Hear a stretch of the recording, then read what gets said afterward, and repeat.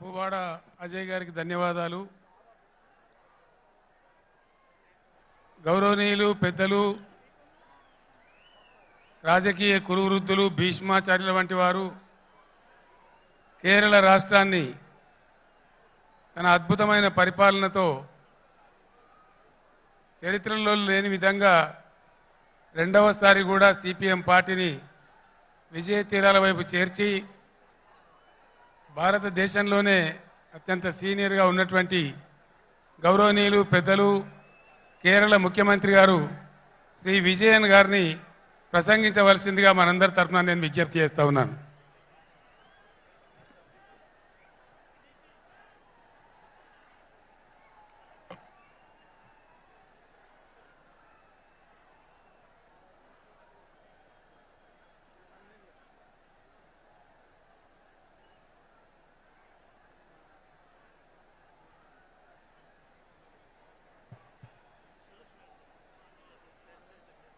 Dear sisters and brothers, this Mammoth rally is being held at a time when the basic tenets of our constitution are facing a series of threats from the people who are at the helm of affairs at the center. At the outset, I congratulate the Chief Minister of Telangana for taking the initiative to have this sort of a people's movement and to involve the like-minded CMs and leaders of various states in this great endeavor, meant for the future of the people of this country. On this very same day, a newly built collectorate for the district of Khammam and the second phase of Kandivalak, the universal eye screening program organized by the state government of Telangana, have been inaugurated. This needs special mention because through them, at one stroke itself, the state government is improving governance as well as public services so as to better the lives of the people of Telangana. Let me state that Kerala and its people are with the state government of Telangana in all their pro-people initiatives. I have come to understand that decentralization of governance has been a hallmark of KCR Garu's administration. During the tenure of his government, collectorates have become state-of-the-art integrated district office complexes. All district departments are co-located in them for the convenience of people. And as far as the Kandivalak program goes, no such mass eye testing program has been conducted in the history of our country. Kandivalak means light for the eyes or a torchlight showing the path. Today, with this public meeting, we are showing the path forward for the nation. It is a matter of great pride to once again be here in Telangana, the land of people's struggles. It is the heroic struggle of the peasants of Telangana in the late 1940s which placed the issue of land reforms on the agenda of the country. Several such people's struggles taking up diverse issues were waged as part of our glorious national movement. It is subsequent to centuries-long such struggles that our country won its freedom from the colonizers. However, today we have a peculiar situation in which a political formation that was not part of our national freedom struggle is in power in the country. The followers of those who tendered unconditional apologies to the colonizers and promised to serve the imperial crown are at the helm of affairs today. They have been and remain antagonistic to the values of our anti-colonial struggle. Ideas such as secularism, democracy, federal structure, social justice, and equality were championed through it, and subsequently they were included in India's constitution so as to uphold the values championed by our freedom struggle. Since those in power now were not part of our collective struggles then, they do not know the values on which India has been built as a sovereign democratic republic. So, they seek to alter the basic structures on which our modern nation has been built, even as they call for celebrations such as Azadi Ka Amrit Mahotsav to commemorate the 75th anniversary of India's independence.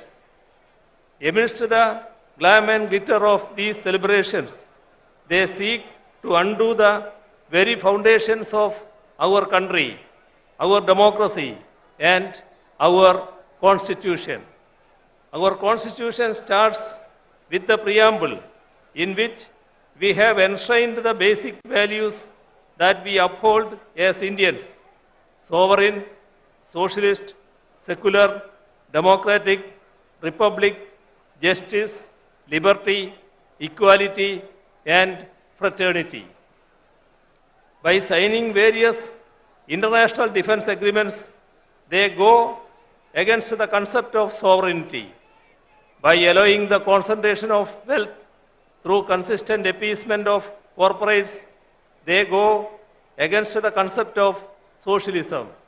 By seeking to replace parliamentary democracy with presidential form of governance, they go against the concept of democracy. By enacting laws which divide the people on communal lines, as in the case of the Citizenship Amendment Act, they thwart the concept of secularism. After the preamble comes part 1, in which we define India. It states, India, that is Bharat, shall be a union of states. The states are the basic units of India, our country. It is the union of states that creates India, our country. That is why India has a federal structure. Yet those in power think that we are a unitary state. We need to remember that their predecessors had promised to declare India as a unitary state in their manifesto published in the run-up to the 4th general election held in India in 1967. The union government is consciously trying to destroy the country's federal structure. Repeatedly, laws are being enacted by the parliament on subjects in the state list in the constitution, be it law and order, agriculture, cooperation, power, or so on. Bills that infringe upon the rights of the states are being enacted into laws, even without seeking the opinion of state governments. Even while entering into international agreements that affect the states, the union government does not inform state governments, let alone seek their consent. Slogans such as one nation, one tax, one nation, one uniform, one nation, one election are all attacks on federal structure. When states try to mobilize resources through additional alternative sources, the union intervenes and sabotages such moves. On the one hand, the right to avail loan is curbed, and on the other, the additional resources are sealed.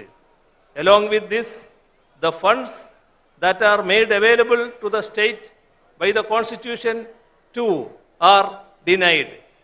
Such attacks are most acute in the states that are ruled by governments that are opposed to the BJP RSS campaign ruling the union.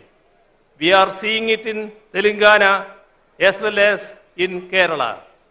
Attacks against the states' rights and powers are being carried out even by politically misusing the office of governor. Widespread efforts are on to take control of the higher education sector through the governors in their capacity as chancellors. Assent to legislations that have been enacted by the state legislatures are being withheld. Such affronts on the supremacy of state legislatures weaken not just our federal structure, but even our democracy too. Democracy should be protected if the values that we fought for are to be secured. We do not have any option but to resist these moves more unitedly.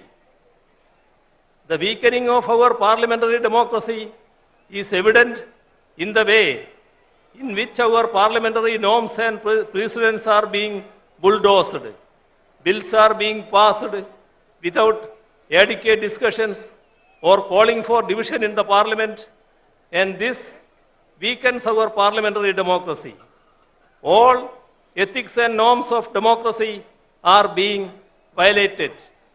Governments that have come to power in the states by winning a majority in the assembly elections are being toppled through horse trading.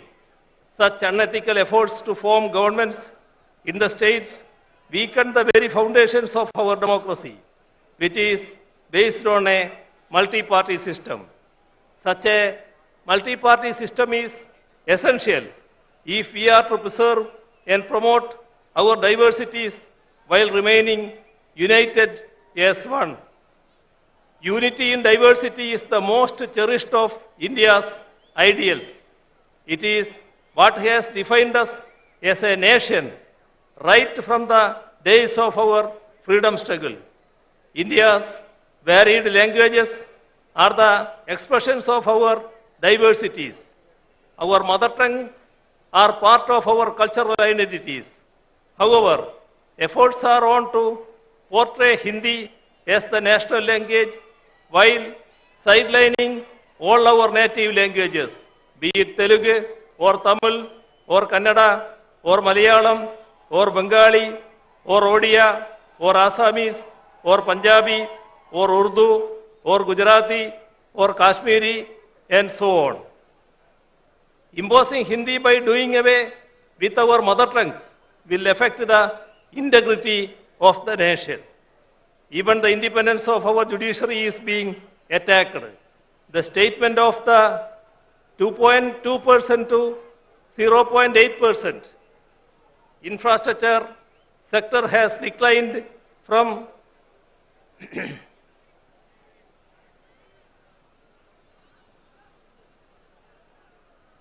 the statement of the law minister to the effect that the union government should have a decisive say in the appointment of judges goes to prove that the BJP government is hell bent on destroying judicial autonomy and to subvert the judiciary into a nominated body of the union government. The Chief Justice himself has resisted the move, and it is commendable that the judiciary in general and the Supreme Court in particular have taken a firm stand, keeping the spirit of the independence of judiciary high.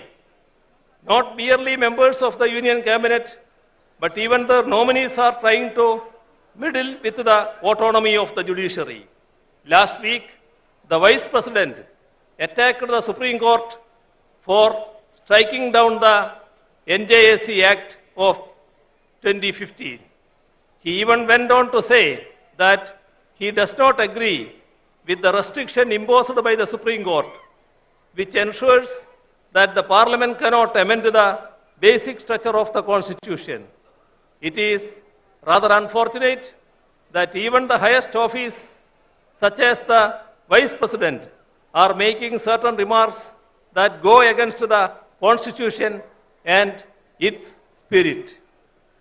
India's identity as a democratic and secular country was molded in the fire of our anti-colonial struggle. The concept of India that is inclusive of different languages and cultures emerged during our national movement. Right now, these very characteristics of India are under a grave threat. The threat is posed by the present generation of those who were sycophants of the empire but betrayers of our struggles. It was those betrayers who murdered the father of our nation. Gandhiji, a practicing Hindu, was killed by the proponents of Hindutva. That is ample proof that Hindutva is not the same as or even related to Hinduism. The religion resorting to Hindutva efforts are on to create communal polarization in the country. By creating polarization, a last-ditch effort is being made to diffuse the public anger against the misplaced policies of the union government. The fallout of such anti-people policies are there all around us. Public sector enterprises, which are the wealth of the nation, are being sold off. In the last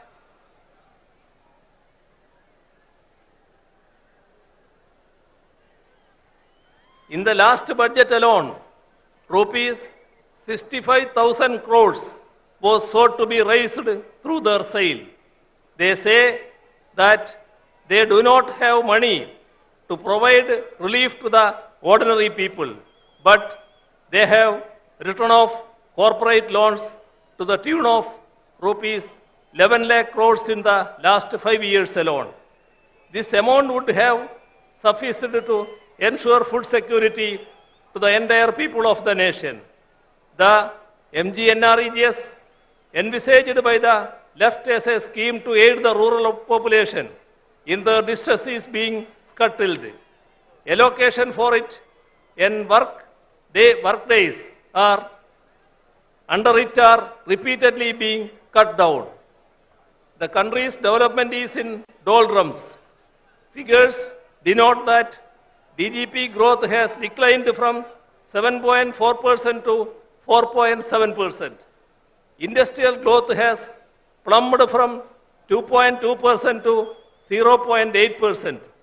Infrastructure sector has declined from 19.4% to 9.8%. With regard to foreign exchange reserves too, the country is headed for trouble. Our forex reserves have shrunk from 642.2 billion in 2021 to 528.37 billion US dollar last October. The constant rise of petroleum prices has pushed the people's lives into misery. All this has made life extremely difficult for the common man. There is a sharp increase in hunger and poverty. In the global hunger index, we are 107th among 121 nations around the world. 80% of the people pushed into poverty because of COVID are in India. Imposition of GST on essential articles has spiked price rise. Last year, India's wholesale inflation has touched a 3-decade high. Price rise is as high as 39%. Even amidst such dire circumstances, welfare measures for the poor are being denied. Atrocities are being committed against minorities, women, SCs and STs. The idea of equality is given a go-by. Laws such as CAA, which seeks to alter our secular polity into a religious state, are being introduced. The main issues of the ordinary and the poor are related to their livelihoods. To create better living conditions. We need to forge the unity of the ordinary and the poor. People's unity has to emerge against the communal agenda that seeks to divide us. It is our duty to resist the backward march of our nation. As far as Kerala goes, we are resisting both communalism and neoliberalism, which are pushing our people into miseries. We are ensuring development and welfare in a communal tension-free atmosphere so that our people can enjoy the fruits of progress and lead peaceful lives. I hope that today in Khammam, the land of people's resistances, we will have the beginning of a new resistance, a resistance to secure the ideals that we fought for in our freedom struggle, a resistance to protect our secularism, our democracy, our constitution, and thereby our nation. I conclude by once again extending greetings to all of you gathered here. Thank you. ధన్యవాదాలు. Sound ఎక్కువ చేయవా బాబు? ఒక్కసారి అందరూ చప్పట్లు కొట్టాలి. ఇప్పుడు వద్దా వద్దా నువ్వు కూర్చో. విజయన్ గారు కేరళలో ఒక అతి ముఖ్యమైనటువంటి ఫంక్షన్ను వారు అటెండ్ చేయాల్సింది. ఇప్పుడు త్రివేంద్రం వరకు వెళ్ళి వారికి ప్రత్యేకంగా ఏర్పాటు కూడా చేయడం జరిగింది. కొద్దిగా ఓపిక అవసరం మనకు. హిందీ ఇంగ్లీష్ ఉపన్యాసాలు కూడా వినడం మనం నేర్చుకోవాలా. ఇప్పుడు విజయన్ గారిని మనం సాదరపూర్వకంగా సత్కరించి పంపడం మన బాధ్యత కాబట్టి వారిని ఇప్పుడు సాగనంపాలి. కాబట్టి మనందరి పక్షాన నేను మీ అందరి చప్పట్ల మధ్య వారికి సన్మానించి సత్కరించి మన జ్ఞాపకనిచ్చి పంపిద్దాం.